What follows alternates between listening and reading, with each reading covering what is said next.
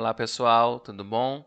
Então, dando continuidade aos nossos estudos, essa semana a gente vai começar realmente a ver o funcionamento dos sensores, né? Descrever as características dele físicas, né?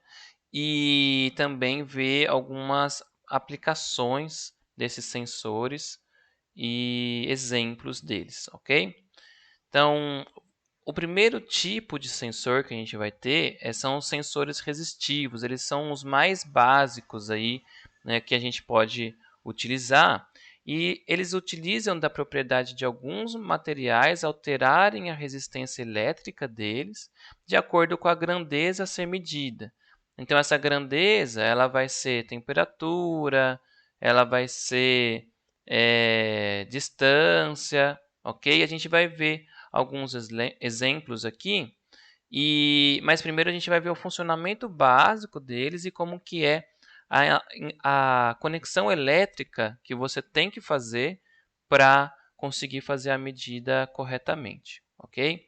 Então veja que nesse circuito elétrico aqui, a gente vai ter uma tensão de entrada sendo aplicada aqui ao circuito, né, chamado VT, e dois resistores, né? Então a gente tem uma resistência aqui R1 e uma resistência R2. E um valor de referência a ser medido aqui, um VR, né, uma tensão, que é a tensão sobre essa resistência R1 aqui, certo? Então aqui a gente tem o aterramento, né? Então se a gente faz essa resistência vezes a corrente, a gente calcula essa tensão VR. Então a corrente, o que é? É a própria tensão aplicada ao circuito dividido pela resistência equivalente, que é R1 mais R2. Então, essa parte aqui, né, o VT dividido por R1 mais R2, é a corrente. E apenas multiplicando aqui por R1, a gente consegue calcular a tensão sobre essa resistência R1. Tá? Então, basicamente, a gente vai trabalhar com essa VR aqui. Mas qual que é dessas resistências que vai se modificar, né? Vai ser a R2 que está aqui, a R1 que aparece em cima e embaixo. Então, é isso que a gente vai dar uma olhada aqui, como que a gente faz onde que a gente coloca ali, tá? A resistência que se modifica.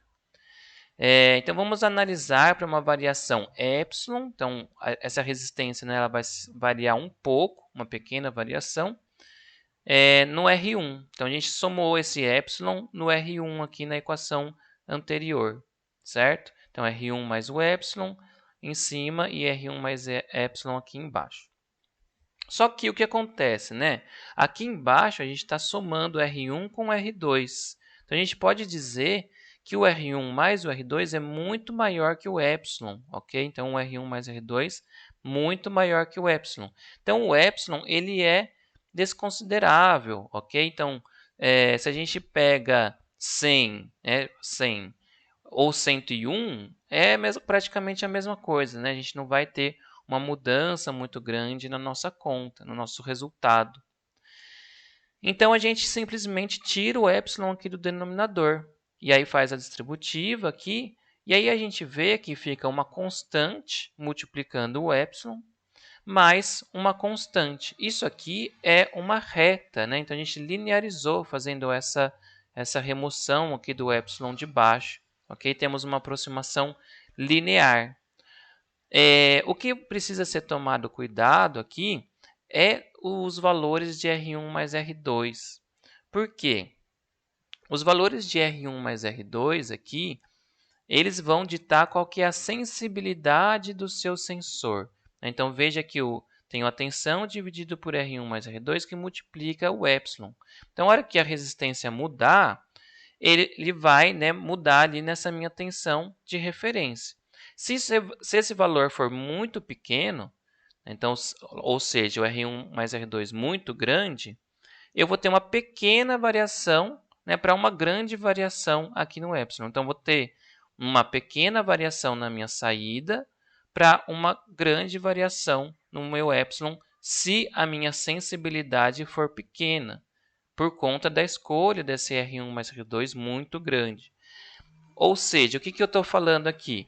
quando você for escolher esse R1 mais R2, vai ter alguns valores padronizados dependendo do sensor, né? Tudo bem. Só que você pode colocar o que você quiser ali, né?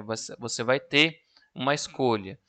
Só que quanto maior você tiver esse R1 mais R2, menor vai ser a sua saída.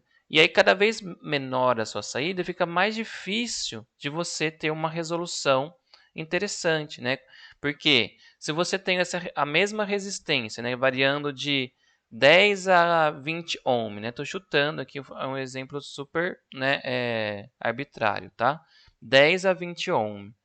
E você tem uma sensibilidade, né, pequena por conta da R1 mais R2, você vai ter uma variação de milivolt aqui e que talvez não seja suficiente para você ter uma resolução adequada, né, ou ainda uma mudança na sua medida, ok? Então também precisa tomar cuidado com essa escolha aqui. Elas vão ser números que são não tão grandes, né, para você que tenha uma sensibilidade adequada aí, de acordo com a variação da resistência, tá? Depois eu vou passar um código no MATLAB para vocês que faz um plot, né? Tem essa mesma equação aqui de cima, ok? Vocês podem dar uma brincada. Talvez depois eu até faça também um vídeo aí para mostrar para vocês essa brincadeira aí com as resistências, ok? Uma outra coisa que a gente precisa se atentar aqui é esse epsilon, né? O epsilon ele vai ditar como a grandeza é medida, porque não quer dizer que a resistência aumenta, sua grandeza está aumentando, né? Ela pode ser inversamente proporcional, né? Pode ter não linearidade também, né? Então a gente vai ver aqui alguns exemplos e também como que eles podem ser utilizados, ok? Então, a maneira mais comum de realizar essa divisão aqui de tensão é utilizando um potenciômetro, né? O potenciômetro ele é utilizado para isso. Então, quando você aí tem chuveiros, né, que tem potenciômetro, não sei se vocês já viram, é um medidor assim que ele desliza, né? Então, provavelmente ele tem ali um potenciômetro que posiciona a resistência numa posição que tem mais resistência ou menor resistência, ok? Então o potenciômetro faz isso, ele é basicamente essa estrutura aqui. A hora que você gira ele aqui, né, nesses dois primeiros exemplos aqui, a hora que você gira ele, você está levando mais resistência para um lado ou para o outro, ok? Você está deslizando, né, em cima de um conector que tem uma resistência variável, tá? O potenciômetro, então, ele vai ser acoplado em um movimento mecânico dessa grandeza a ser medida. Então, né, os rotacionais são acoplados em movimentos que giram, né, são rotacionais, e esse exemplo aqui é um potenciômetro linear. Na hora que você mexe de lá para cá, aqui, né, sua resistência muda nas conexões dele. Nesses exemplos, a gente tem esse primeiro aqui que é o angular, porque ele nunca dá uma volta completa, né? Ele tem um limite angular. Esse aqui é o rotacional, então ele gira mais vezes, ele dá voltas, ok? Eu também chamado potenciômetro de voltas. E esse aqui é o linear, né? Então você tem uma movimentação linear, ok? Então, basicamente é isso de como você usa o potenciômetro, você simplesmente acopla no seu sistema. Se um dia, né, a gente tiver a oportunidade aí, o Luiz ele montou um manipulador utilizando os potenciômetros aqui para fazer a medida da movimentação, né, desse manipulador e funciona, tá? Ele vai ter alguns problemas de esterese, então porque na ida e na volta muda um pouco, então tem que tomar cuidado com isso, né? Também tem alguns problemas, isso aqui é um sistema mecânico, né? Claro, então às vezes tem uma folga, você mesmo na mão você pode sentir às vezes essa folga, ok? Pode acontecer, ainda mais os mais usados, né? Mais que já usou muitas vezes, mas eles funcionam muito bem, ok? Para às vezes não com uma precisão, né, grande e repetibilidade muito alta, mas funciona muito bem para algumas aplicações. A gente vai ver depois, né, que os que têm mais precisão são os sensores óticos, tá? Que são os encoders para essa aplicação. Mas esse aqui funciona muito bem também. Um outro exemplo é o sensor de luminosidade, né, também chamado de LDR. Aí. No caso dele, aqui a gente tem que a resistência diminui quando a luminosidade aumenta. E ele apresenta o comportamento não linear, né? Tá vendo que aqui ele vai caindo quando a luminosidade aumenta. Quem já comprou um kit de Arduino aí, esse aqui é o sensor mais comum, né? É o primeiro, você usa lá o padrão, você põe esse sensor aí e aí pode pôr acoplado, né, para ele acionar uma buzina, né, um buzz, ou ele mesmo acender um LED, né, quando a luz apaga, por exemplo. Dá para fazer algumas brincadeiras aí. E é código bem simples, né?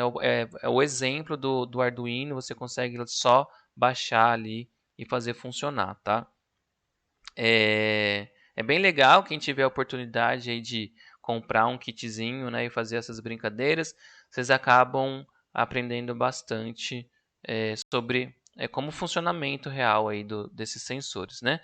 Mas ele é bem simples e como ele tem esse comportamento não linear, dificilmente ele é utilizado para realmente fazer uma medida, né?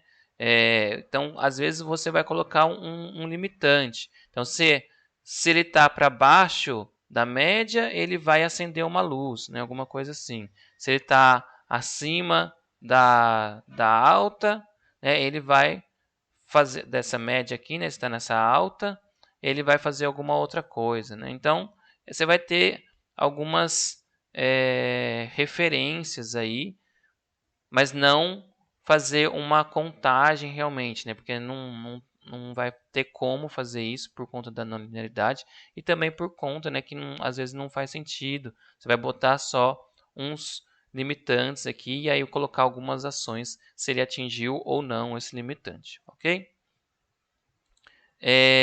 A conexão dele, né, vai acontecer no lugar do R1, só que por conta disso, a resistência diminui quando a luminosidade aumenta, então a tensão de referência diminui quando a luminosidade aumenta, ok? Então tem que tomar cuidado com isso. Então quando a tensão de referência, você vai estar medindo lá a sua referência, a hora que você posicionou ele ali, a tensão diminuiu, né? Então a sua luminosidade aumentou, quer dizer que ela aumentou, ok? A gente vai ter, né, duas representações aqui. Então, a representação do LDR.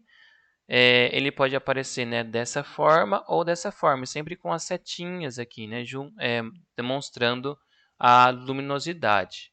Ok?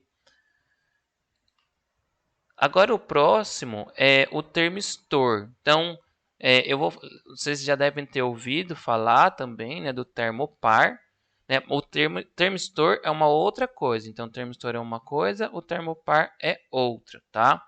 Então, o termistor, ele vai também variar a resistência de acordo com a temperatura. Então, se a resistência diminui, quando a temperatura aumenta, ele é chamado de NTC, que é o mais comum aí no mercado, tá? Porque por conta da questão do material, é mais barato e etc. E tem um outro tipo, né, que a resistência aumenta quando a temperatura aumenta, que é o PTC. Eles né, também têm esse comportamento não linear aqui, mas não é tão não linear quanto o da luminosidade. E ele é utilizado sim para definir a temperatura, né, fazer o cálculo ali da temperatura. Então, você vai ver, se eu procurar aí alguns exemplos de aplicação, né, tem vários vídeos no YouTube do pessoal demonstrando isso. Você vai ver que vai ter um pequeno erro ali de 1 grau, alguma coisa assim, mas ele consegue medir muito bem, né? Então é para ambientes que você quer fazer um controle, você coloca essa ponta lá, né, onde você quer fazer o controle, então dentro de um líquido, dentro de ou em contato, né, com algum material que você quer fazer a medição da temperatura ou do ambiente, ok? Aí ele vai demorar um pouco para entrar em equilíbrio, claro, e aí entrando em equilíbrio ele vai, né, tá ali fazendo a alteração da temperatura. Então, da mesma maneira, né, a gente bota aqui, né, do lugar do R1. Então, se a resistência diminui, né, quando a temperatura aumenta, a gente tem um NTC e, né, só estou repetindo aqui, a resistência aumenta quando a temperatura aumenta, a gente tem o PTC.